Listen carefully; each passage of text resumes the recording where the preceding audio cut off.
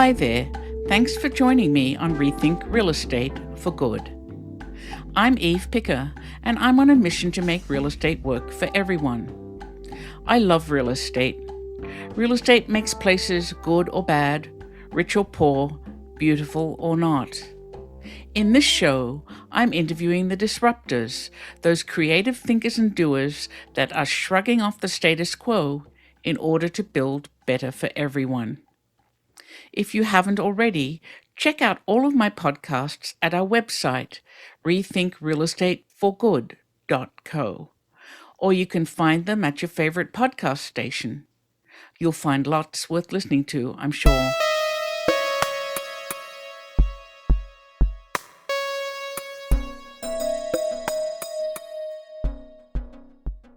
Travis Lee is the developer who believes in the local economy. After launching a career building big, Travis came home to Dorchester in 2014 to found TL Development. Dorchester is a vibrant and diverse community in Boston. Since then, his work has not strayed beyond the boundaries of the Dorchester community, and that's the way he likes it. Travis takes his role in the community very seriously. He works closely with community groups and civic associations to conceive, plan, permit, and construct his various properties. To date, he has built or is planning 80 residential units and 50,000 square feet of neighborhood commercial space. 100% of his residential units are affordable to families making between 60 to 90% of the area median income. And his projects are designed and built to meet passive house standards as well. He's also co-founded a unique brewery and a co-working space, all in Dorchester. You'll want to hear more. If you'd like to join me in my quest to rethink real estate, there are two simple things you can do. Share this podcast and go to rethinkrealestateforgood.co, where you can subscribe to be the first to hear about my podcasts, my blog posts, and other goodies.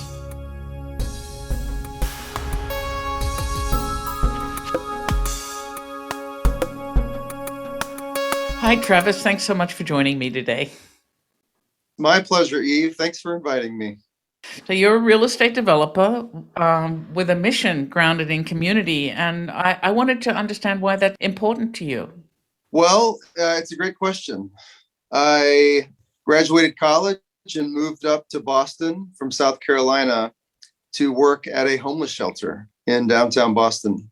And my first year of living in Boston was sharing a bunk with a man recovering from substance abuse, along with 31 other men in recovery at a homeless shelter. And my job was to be an informal in-house caseworker who helped folks find jobs and go to court, help them with their court cases, and just be a friend, so to speak. And that was probably the most influential year of my life in terms of getting a up-close view of community development and or broken communities, and hearing all of my new friends tell me about their stories and the communities they came from. And it gave me quite the passion to be deeply involved and deeply engaged in a community as I grew older, and to play a small role in facilitating a healthy community for folks. So how did you wind your way to developer in Dorchester today? Well, after that year of living and working at the Boston Rescue Mission, I took on a role via AmeriCorps at a micro-lending organization called Axion USA, where I spent a year making $5,000 loans to Spanish-speaking entrepreneurs that's interesting. in the city of Boston. And I think I had more fun that year than I have in many, many years. And after that year, I got an internship at the Jamaica Plain Neighborhood Development Corporation, a community development group in Boston.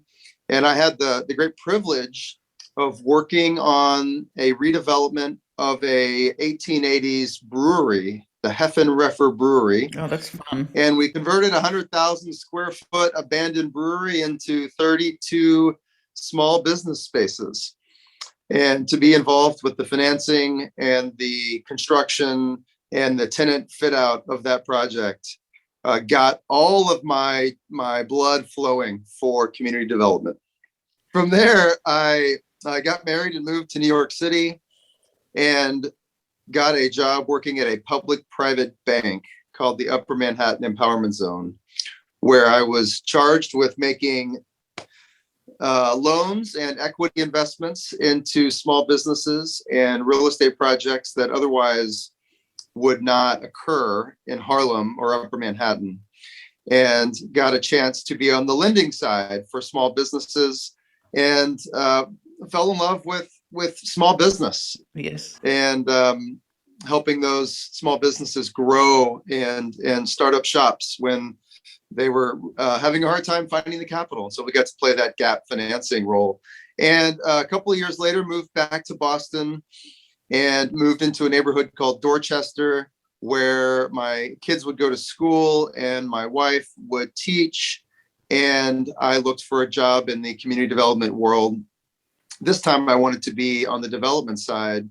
And I found an old friend who was running a real estate department at a community development group called Madison Park CDC in Roxbury, and took a job as a project manager and spent the next 7 years developing 200 or so apartments and or homeownership opportunities in the Roxbury neighborhood called Nubian Square.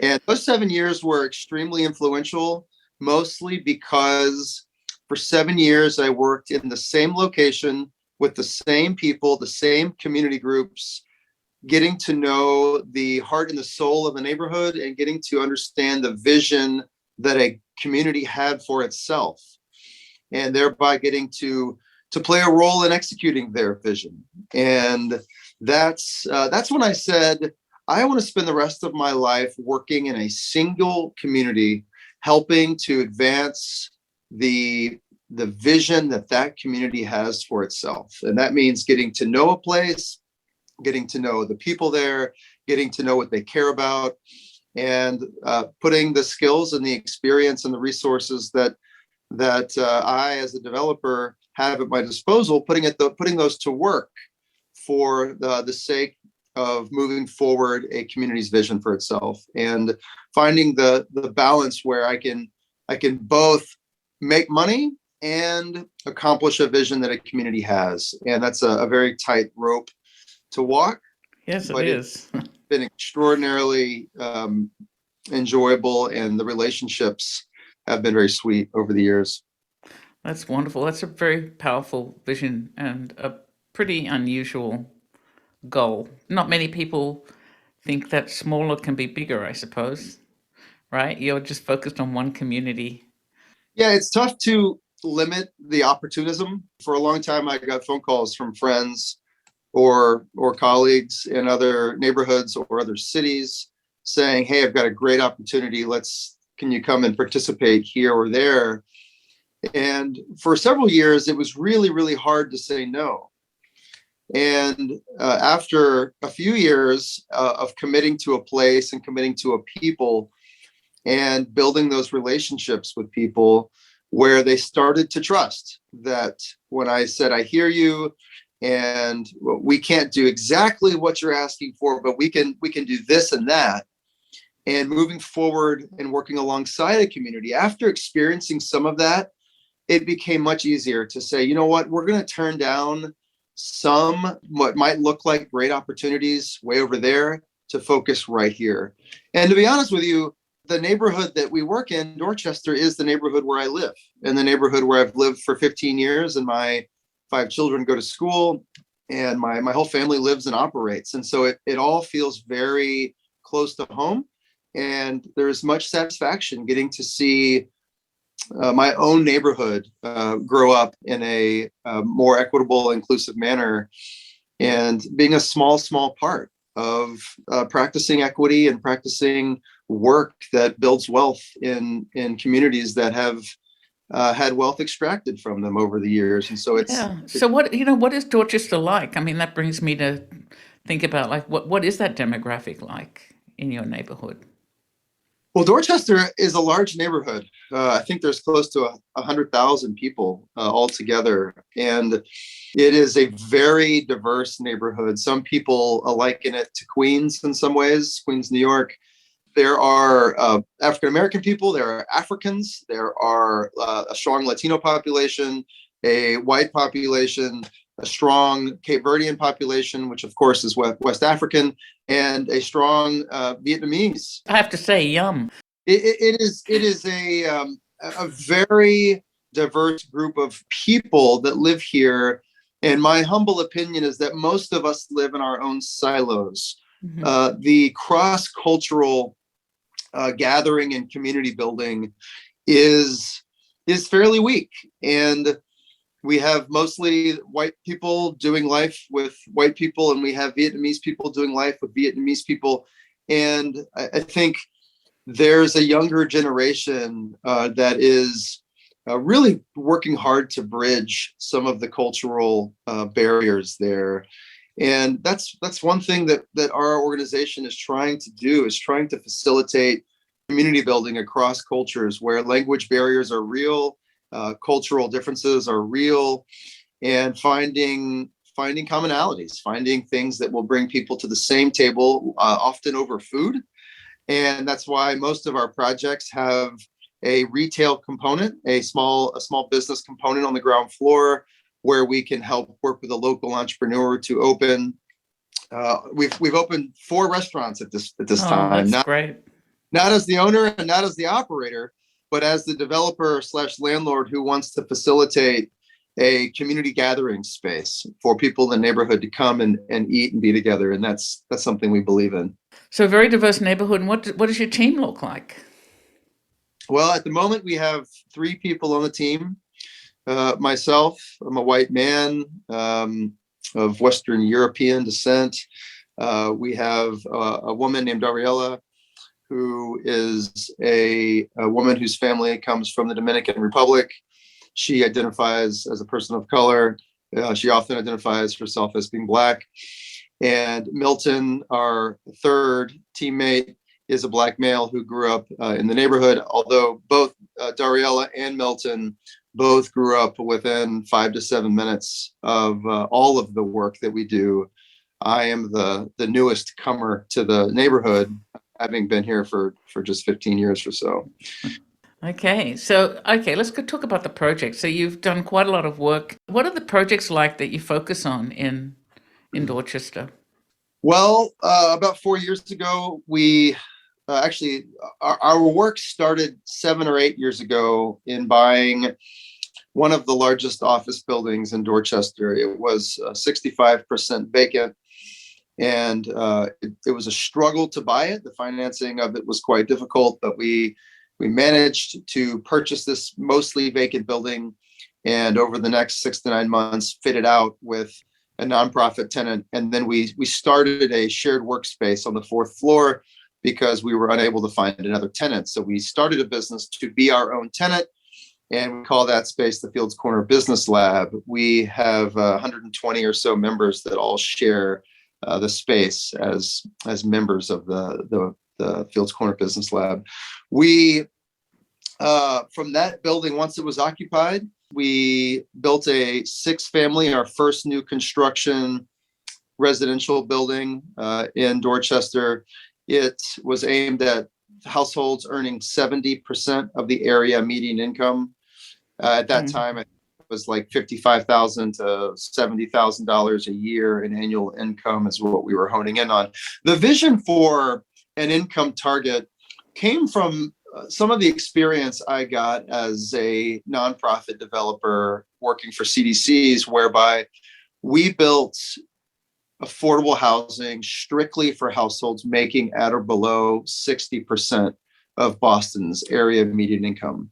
And what I started to read about and think about was the hollowing out of the working class, those folks that made too much money to qualify for the quote low income housing, and yet could not afford the market rate housing. And so we started with a focus on what some call middle income, others call workforce housing, and that trend has stuck. So our first 6-family building was quickly occupied entirely by neighborhood residents who were working and making around 60 to 70% of the area median income. We then went on to build a 14-unit workforce housing project with rents between 70 and 90% of the area's median income. And in that project, we had some ground floor retail space that was occupied shortly after construction by a local catering company and restaurant called Fresh Food Generation, which we are extremely excited about. Not too long ago, in December of 2020, we purchased a 31-unit existing building that's about 60 years old and was failing in many regards. The physical condition was failing. The tenants were not well cared for. And we have spent the last year systematically renovating the building, both physically and reaching out to each tenant, trying to figure out how we can provide folks with the resources they need to thrive. And that has been a challenging project, one that helps you realize that you don't change the culture of a building overnight, especially one that's been operating in a particular way for many, many years. So as a team, we have been investing in the building, both with people and investing dollar resources to help slowly turn the nature of that ship into a place that people are happy to call home. And just a month ago, we began construction on a 29-unit, 5-story building in a neighborhood of Dorchester called Fields Corner. This project is the first of our projects to include a community investment offering. Yeah, on small change. We worked with small change for a many number of months to just recently launched an offering for members of the community to invest in this building. It will have studio and 1-bedroom units available to folks making between 70 and 90% of the area's median income, and will also have a ground floor retail component. We are currently talking with 2 different restaurant owners to possibly move into that space. So we have a few other things in the pipeline that we're working on in the future, but those are the things that are currently either complete or in construction. Or underway. So let's talk a little bit more about 1463 Dot Avenue, the crowdfunding project, which, I have to say, you're the first developer who came along who really had a really serious community engagement plan in place. Often crowdfunding is more casual, a little more organic than that, but I'd love to hear about that strategy. Well, I think the first part is that we weren't primarily trying to raise money. And it all starts with what the objective is. And our objective of this community investment initiative was to do development different. And we have recognized that many of us, including our own team and our own operations, we've done development the same way for so long, and we step back and we wonder why we're not creating a more equitable environment, why we're not making a bigger change, a bigger impact, why we're not creating better access for people who have been historically marginalized. And so we said to ourselves, we've got to do something different. We've got to push the envelope a little bit. We've got to move the needle a little bit and test the waters. And so while we weren't looking primarily to raise money, we were looking primarily to engage residents of Dorchester in a process. And I think we were quick to say, this is also not primarily a wealth building exercise, right? When you invest $2,000 into something and you make 10% on that money every year, $200 isn't going to change your life. Oh, yeah, but compare it to a bank account, which makes you minus 0.5% a year. It might change your life a little bit, But in terms of what the primary objective was, it wasn't even wealth building. It was place making and community building. It was this hope for a psychological change in, say, 200 or 300 people who live in the community who might otherwise have walked by this new building and said, look what somebody's doing in my neighborhood. Right. Maybe they walk by and say, look what I'm a part of. Look what we are doing in my neighborhood. So that was the biggest objective, or that is the biggest objective. Can we steer the narrative a little bit to be one of greater inclusion and one of less, look what he or she is doing, but look what we are doing. And so that's our hope. And that's what we're off to do. And so you ask, why did you engage in such a robust community engagement process? It's because of that reason. This is not about raising money. This is about raising community participation, raising engagement, connecting people to their place, to their home, and to each other. And we hope that is accomplished. So, Travis, I'll tell you, I mean, that's why I built Small Change. I mean, it really was for that very reason, because I feel that people love the cities they live in, and they really want and need a palpable connection to them. And so I think what you're doing is exactly right, but it's extremely difficult. I'd love to know your playbook for community engagement, because not everyone really understands that. It's very, very difficult. But it's working. It looks like it's working, right? People are starting to invest. So that must feel pretty gratifying to you. Yeah, we're a week or two into this. Yes. And the investments are certainly gratifying. I am going to be more satisfied when we have a group of investors that feel more connected to their community and to their neighbors because of this, right? Right.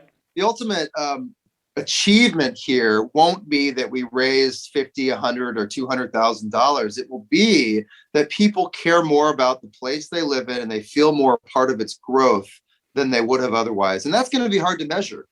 I will say, as you mentioned, this is a really hard thing to pull off, technically, legally, jumping through all the hoops to pull off this community investment. It was really hard. And without the help of our teammates, Co-Everything, Miriam and Declan, we certainly would not have been able to do this. But we won't know that we are successful until after the fact. And we talk to people who are invested in this and get a sense of how their psychology has changed because of this project. I think you're going to find that they will come to you. One of our developers in Washington worked on a project in a food desert, and he told me that the highlight for him was every now and then he walking down the street and someone stops him and said, I invested in that building with you. And, it was probably $500, but it's extremely meaningful to both of them. And I have a feeling that if this is a marketing exercise as well, right? So wouldn't it be great if those people come back to you with more project ideas because it's now, a community that they feel more connected to and they have a stake in it? That would be really wonderful. Having done real estate development work exclusively in this particular neighborhood for the last 8 years, we're not calling on strangers to come and participate in this investment opportunity, right? That's the benefit of foregoing some of the opportunism that might be out there in other cities or other parts of our state. But we get a benefit from focusing on a group of people in a certain place. We get to know them and they get to know us. And as you said, we now call on these relationships and say, look at this opportunity. Can you share it with your friends? And we have ambassadors. We have people that want to be a part of what we're doing and that bring opportunities to us and say, listen, our neighbor's going to sell some real estate soon. Would you all come take a look at it? Yeah, that's pretty great. It's a super wonderful place for us to be. And it reminds us that if we can do what we say we're going to do and be honest and transparent and put others before ourselves, people will start to believe that this is real and that we're trying to be trying to move the needle a little bit, and they'll get on board. And that's yes, yeah. So beyond all that brain damage, you do a lot of other things: passive house standards, transit-oriented development, something called the City of Boston's Compact Living pilot requirements, um, and really complicated financing from what I've seen. Do you want to talk about sort of the challenges of making a project like this really sort of fit that affordable worker housing model?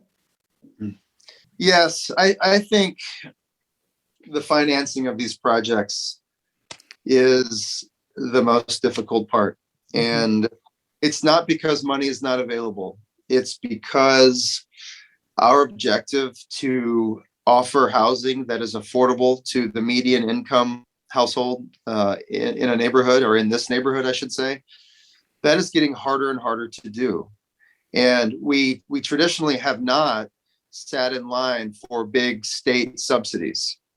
We traditionally have worked with creative private lenders who are mission aligned and have more patient and often lower returns requirements, but they still need their money back. And so we borrow real money that has to be repaid. And the cost of these projects is increasing big time each year. And material Yeah, pricing, COVID has had a large part of yeah, this. And so it's getting more and more difficult. Part of this compact living program that the city has opened up allows developers to build much smaller apartments than otherwise or historically we could.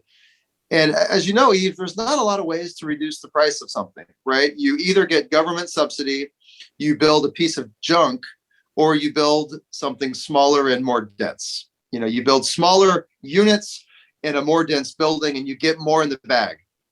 And part of our thesis here has been, in order for us to be competitively affordable, and if we're not going to rely on big government grants, which so far we have not really done, then we've got to build smarter and we've got to get more in the bag. So that's been what we've been trying to do. We've built smaller unit sizes than most. Our studios are often in the 350 square foot range, and our one bedrooms are as low as 400 or 450 square feet, 500 square feet.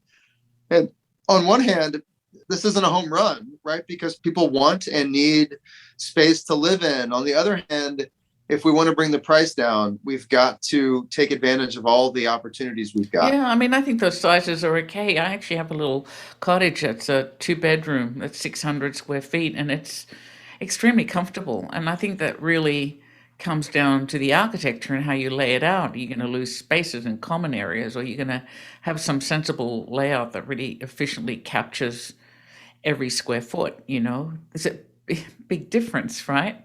Um, Yeah, the layout's super important, as you say, and we've gotten, I think, better and better at this over time.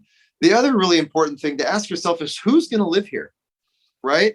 Are we trying to attract the young professional who is working downtown and making, a single salary but a pretty good salary, or are we trying to, and maybe that person lives in a more expensive part of Boston who wants a cheaper rent, or are we trying to create opportunities for people that already live in Dorchester, have a decent job, but might be a part of a household, might have a child or two. And I think knowing your audience is really important. yes, And yeah. the audience that we are really trying to target are people that currently live here, and not just trying to attract people from outside of Dorchester, but trying to create a space that people that live here and are getting priced out of here can stay. We have constraints that we're trying to Hmm. live within. And hopefully this next project with 29 apartments, hopefully with our marketing efforts, we will be able to fill it with Dorchester residents. That's the goal. That would be fabulous. So, when will that be? When are they going to live there? Well, we started construction in December, so we expect to complete in about March of 2023. And we will begin our marketing efforts in the late fall or winter of 2022. I bet you must already be keeping a waiting list, right? We're currently working on our branding and our various web pages and marketing materials. So we haven't specifically launched a campaign for applicants yet. So we'll start that in a couple of months. It sounds like it will go really well. But I wanted to also talk about the other stuff you do, because it sounds like you haven't stopped at buildings. You mentioned the Fields Corner Business Lab, and I also read about the Dorchester Brewing Company, which you co-founded. What about those? Yeah, I think those have largely been attempts to bring people together. Fields Corner, one of the neighborhoods of Dorchester, won an award a handful of years ago for being, I shouldn't say an award, it was ranked like number 8 in the country for its true diversity.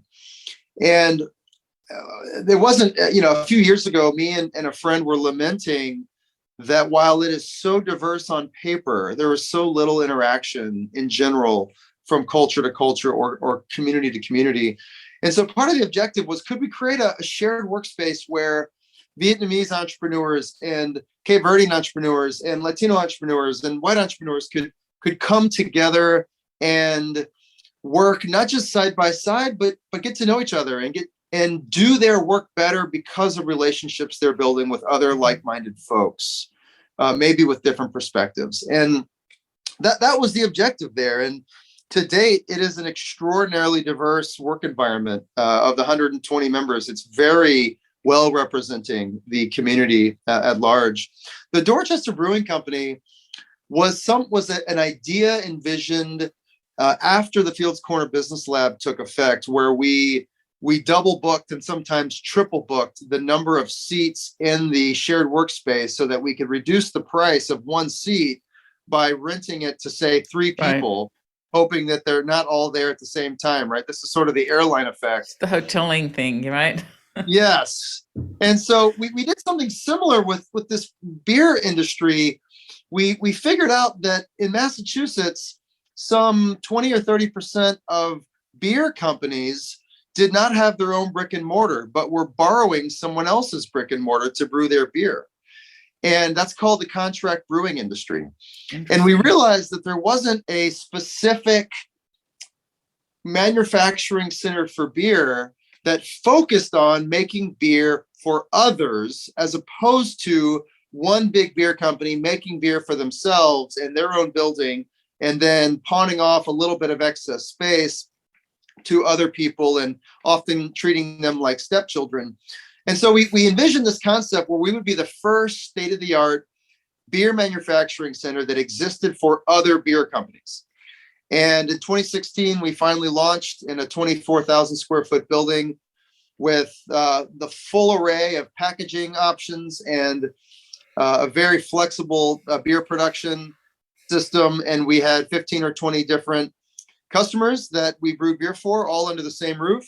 And they would come pick up their beer. And the beauty of the beer industry is that 95% of beers are made in a super similar manner, with mostly the same ingredients. And so we could order ingredients in very large quantities. And instead of paying 89 cents a pound for some material, we could pay 22 cents a pound. Wow. And we pass that savings on to these small brewers that are otherwise paying 89 cents a pound for that product. And it's been a real win-win. And the funnest part of the whole project has been taking a piece of all the product we're making for these 15 or 20 different beer companies and selling them in a single tap room on premise, where the general public, the Boston population, can come and sit and drink any one of these beers that That's were all fabulous. on premise, but they were all made, authored by different companies, but made by us on premise. So it's a fun thing. That's really fun. So you're a pretty busy guy. What's your big, hairy, audacious goal? This is my final question, I promise. What is my big, hairy, audacious goal? When I die, I would love to look back on years and say that I stewarded my opportunities well, and that I stewarded my resources well. And when I think about what that means, I think about was my time and energy and resource put to use in a manner that created a more just and equitable community. And instead of thinking a mile wide and an inch deep, by focusing on literally a quarter-mile radius, could the efforts that our team, the efforts that we're putting towards our development and towards our community, could we go a mile deep and an inch wide and create lasting impact that might build generational wealth in families who have been pushed to the side for many, many years? Could we actually bring opportunities within arm's reach of families that haven't been able to grab a hold of them? That's our hope, and that would be an extraordinarily satisfying life if I could have a very small role in accomplishing that. Well, it's been a complete pleasure talking to you, and I hope the crowdfunding raise is wildly successful. I hope you do more too. It's been a great pleasure. Thank you, Travis. Eve, thanks for your time. Have a lovely day. Okay.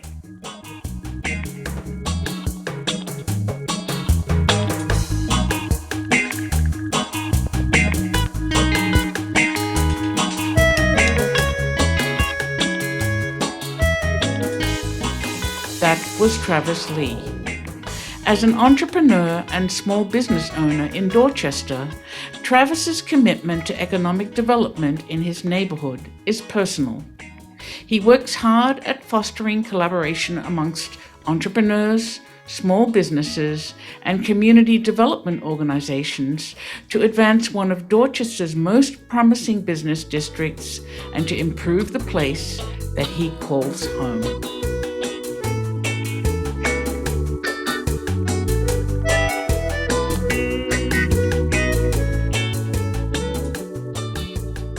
You can find out more about this episode or others you might have missed on the show notes page at our website, rethinkrealestateforgood.co. There's lots to listen to there.